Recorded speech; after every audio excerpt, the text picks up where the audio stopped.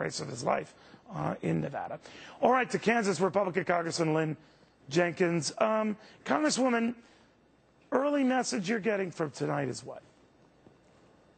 Well, it's a message that I've been hearing for months across the nation. People are angry.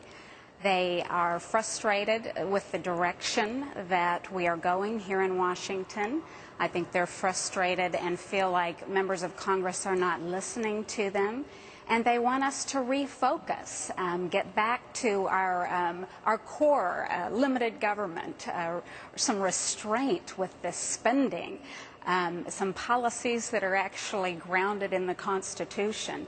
And we're going to hear that message, I believe, again this evening. You know, I don't mean to be a sort of a party pooper here, but, you know, you guys were once in the majority saying the same things you're saying now, and you lost that because you didn't practice what you preach, which is kind of what I do, Congresswoman, with diets, but that's a whole other story.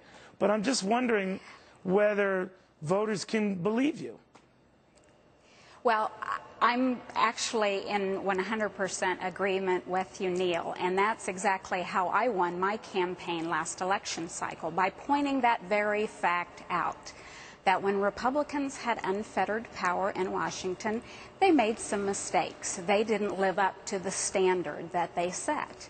They spent on average about $100 billion every year more than they took in. You can't do that. That's wrong.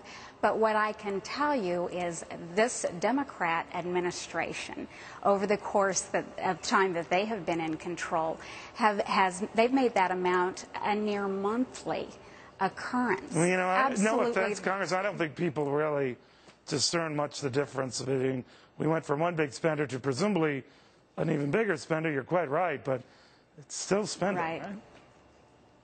Absolutely, and I think that's why we are focused once again on our roots. What are you going to focus on? Brings us together. Let's say you take control of the House and/or Senate. I assume you stop spending, period. What do you do? Well, first of all, I think if you take care of business, the politics will take care of itself. What does that mean? And that means if we speak to the American people from the heart, tell them what we believe and what we will do. What will you do? What do you believe? What will you do? What do you believe? Well, I think we believe that there is not a revenue problem at the federal level. There is a spending problem.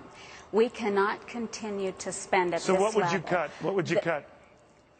Well, you start by not spending $1 trillion on a stimulus package that we have seen. Okay, so no stimulus, that I understand.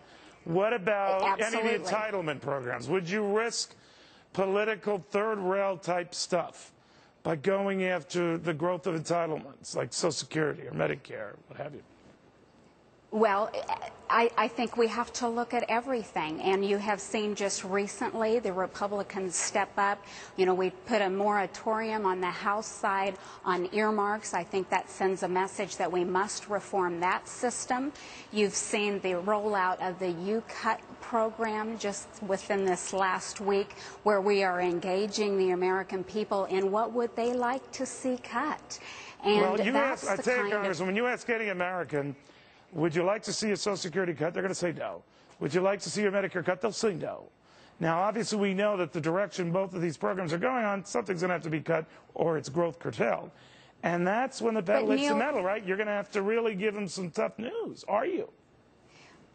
The difference in the environment now is people are ready to do what it's going to take to get our fiscal house in order. I'm not sure ever in my political lifetime have we seen debt and spending register on the surveys at the level that they are today. No doubt, but you think Americans, Congresswoman, are of the mindset now, we realize we're in deep, we're ready to take our cut. You think they're really ready for that?